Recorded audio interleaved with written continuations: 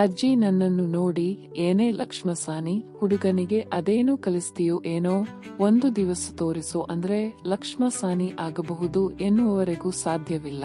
ಆಕೆಗೆ ಮಾತು ಕೊಟ್ಟಿದ್ದೀನಿ ಅಂದ. ಇನ್ನು ಯಾವಾಗ ನೋಡ್ಬೇಕೆ? ಆಗಲೇ ವರ್ಷಕ್ಕೆ ಬಂತು. ಅವ್ವ, ಗಿಡ ಹಾಕಿ ಹೂ ಅಳ್ಳೋವರ್ಗೂ ಕಾಯಕ್ಕಿಲ್ಲ ಅಂದ್ರ ಆಯ್ತಾದ. ಮೊಗ್ಗಿನಾಗೆ ಕೂದ್ರೆ ಸಂದಾಕಿರೋಕಿಲ್ಲ, ವಾಸನೆನೂ ಇರಾಕಿಲ್ಲ. ನಾಳ್ಕೊಪ್ಪತ್ತು ತಡಿರವ್ವ. ನಿಮ್ಮಮ್ಮಗನ್ನ ನೋಡಿವ್ರಂತೆ. ಅಯ್ಯ ಗೆಜ್ಜೆ ಕಟ್ಟಿ ಕುಣಿದ್ರೆ ಆಕಾಶದಿಂದ ಅನಿ ಉದ್ರಬೇಕು. ನವ್ಲು ಕುಂದಂಗ ಬ್ಯಾಡ್ವಾ ಮತ್ತೆ? ಅದೇನು ಕುಣಿಸ್ತೀಯೋ ಏನೋ ನೋಡೋಣ.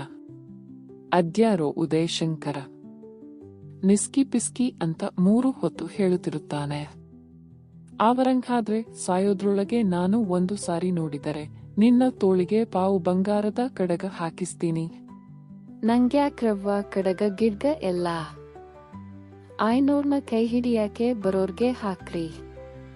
ಅವ್ವ 500ಗೆ ಪಾರೋತಿ ಅಂತ ಹೆಣ ತರಬೇಕು ನೋಡ್ರವ್ವ ಅಂತ ಇಂತ ಕಡ್ಡಿ ಕಸಬರಿಕೆ ಅಂತೋಳ್ನ ತೊಂದ್ರೆನ ಒಪ್ಪಾಕಿಲ್ಲ. ನಾವು ತರೋ ಹೆಣ್ಣನ್ನು ನೀನು ಒಪ್ಪದೆ ಹೋದ್ರೆ ಬೇಡ. ನೀನೇ ನಿಮ್ಮ 500ಗೆ ಎಂತ ಹೆಣ್ಣು ಬೇಕು ಅಂತ ಹೆಣ್ಣನ್ನ ಹುಡುಕಿಕೊಂಡು ತಗೊಂಬಾ.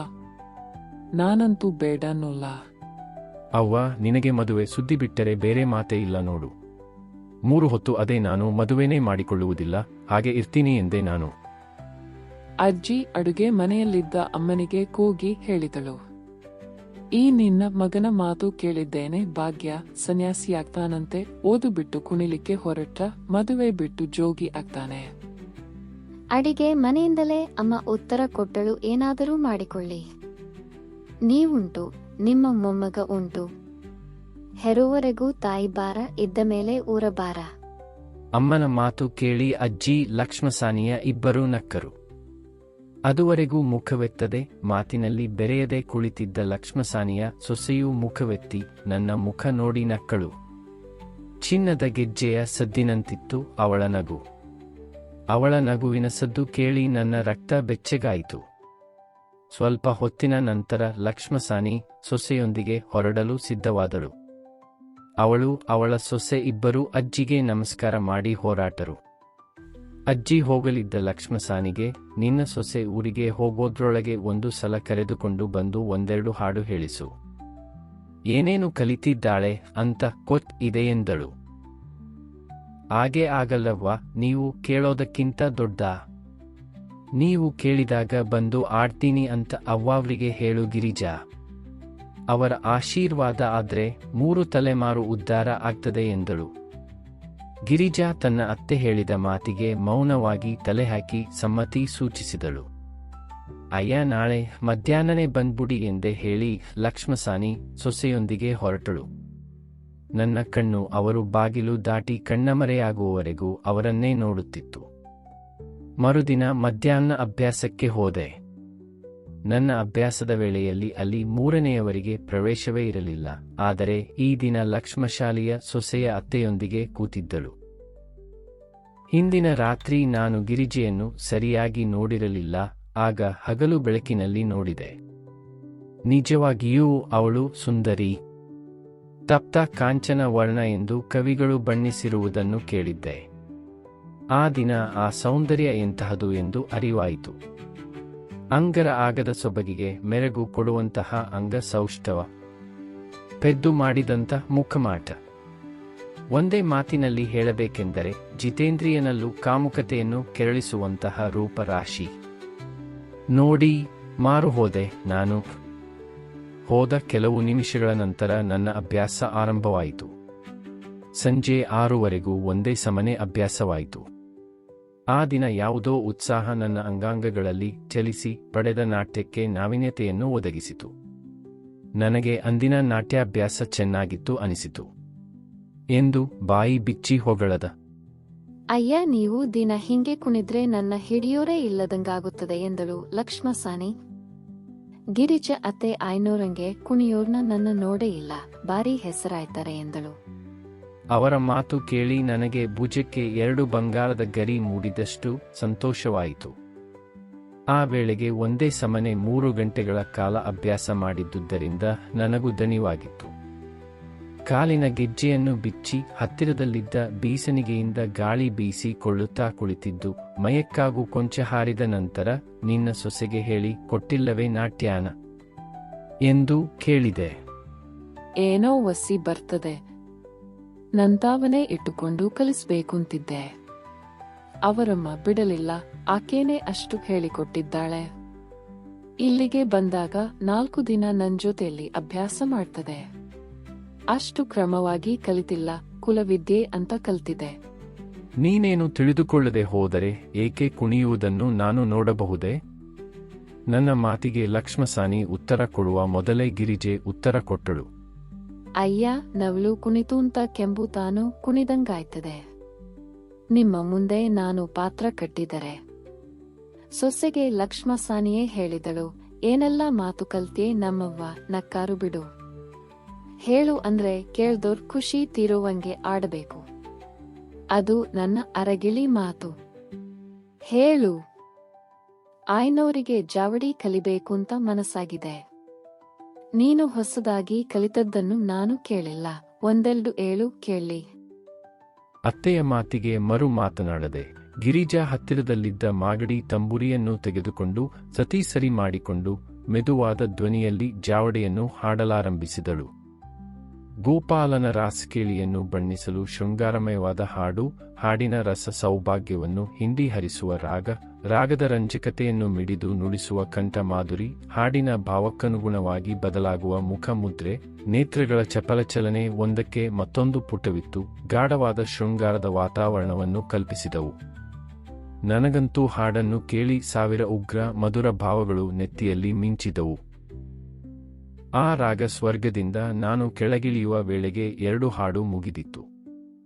ಮೊದಲನೆಯದು ಮುಗಿದು ಎರಡನೆಯದು ಯಾವಾಗ ಆರಂಭವಾಯಿತೆಂಬುದು ಕೂಡ ಗೊತ್ತಾಗಲಿಲ್ಲ. ಗಿರಿಜಾ ಹಾಡು ನಿಲ್ಲಿಸಿ, ಬೇಜಾರಾಯ್ತು ಏನು ಎಂದಳು.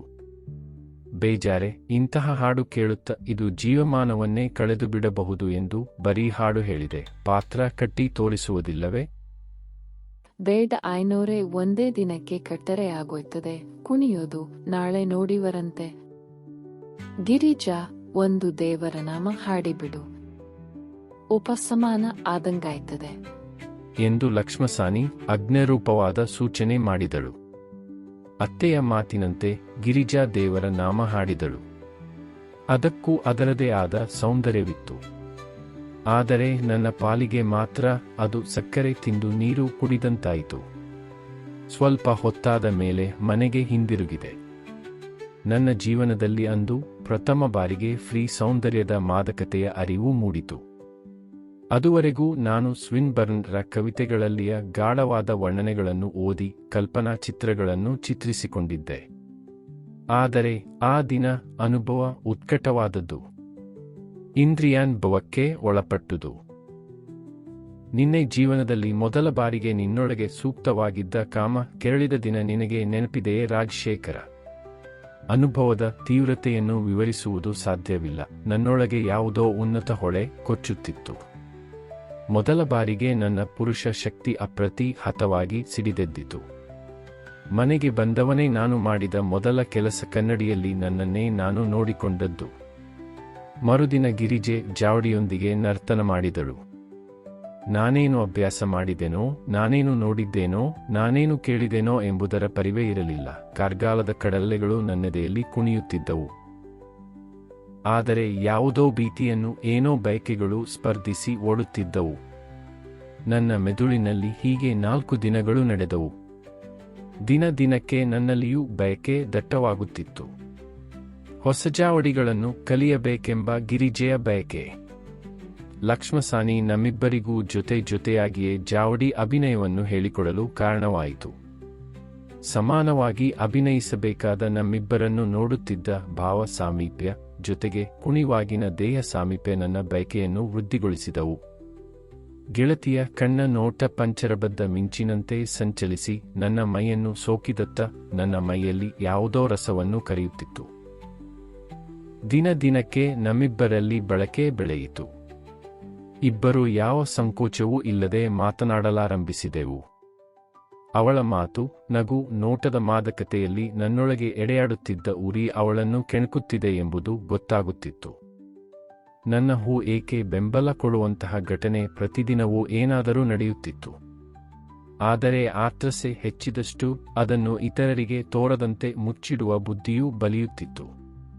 ಈ ಕಾರ್ಯದಲ್ಲಿ ನನಗಿಂತ ಗಿರಿಜೆ ಹೆಚ್ಚು ಎಚ್ಚರಿಕೆ ವಹಿಸಿದಂತೆ ತೋರುತ್ತಿತ್ತು. ನನ್ನ ಆಕಾಂಕ್ಷೆಯನ್ನು ನಿಗ್ರಹಿಸಲು ನಾನು ಯತ್ನಿಸಿದಷ್ಟು ಅದರ ಮೊರೆತ ಹೆಚ್ಚಾಗುತ್ತಿತ್ತು. ಒಂದು ದಿನ ಸಂಜೆ ನಮ್ಮಿಬ್ಬರಿಗೂ ನೃತ್ಯಾಭ್ಯಾಸವಾಗುತ್ತಿತ್ತು. ಅಷ್ಟರಲ್ಲಿ ನೆರೆಮನೆ ಯಾಕೆ ಒಬ್ಬಳು ಬಂದು ಯಾವುದು ಅವಸರದ ಅನಿವಾರ್ಯವಾದ ಕೆಲಸವಿದೆ ಎಂದು ಲಕ್ಷ್ಮಸಾನಿಯನ್ನು ಕರೆದಳು. ಲಕ್ಷ್ಮಸಾನಿ, ಈಗ ಬಂದ್ಬಿಟ್ಟೆ ಗಿರಿಜಾ, ನೀನೇ ಕೊಂಚ ತಾಳ ಹಾಕುತ್ತಿರು, 500 ಅಭ್ಯಾಸ ಮಾಡ್ಲಿ ಎಂದು ಹೇಳಿ ಹೋದಳು. ನಮ್ಮಿಬ್ಬರ ಪರಿಚಯವಾದ ನಂತರ ನಾನು, ಗಿರಿಜೆ ಇಬ್ಬರೂ ಒಟ್ಟಿಗೆ ಇದ್ದದ್ದು ಅದೇ ಮೊದಲು. ಗಿರಿಜಾ ಅತ್ತೆಯ ಮಾತಿನಂತೆ ತಾಳ ಹಿಡಿದು ತಾಳ ಹಾಕುತ್ತಿದ್ದಳು. ನಾನು ಹೆಜ್ಜೆ ಹಾಕುತ್ತಿದ್ದೆ. ಆದರೆ ಒಂದಕ್ಕೊಂದು ಮೇಳವಾಗುತ್ತಿರಲಿಲ್ಲ. ಮನೆಯಲ್ಲಿನ ಗಾಳಿ ಭಾರವಾಗಿ ಹೊತ್ತುತ್ತಿದ್ದಂತಿತ್ತು. ಗಿರಿಜೇನು ದಿಟ್ಟಿಸಿ ನೋಡಿದೆ.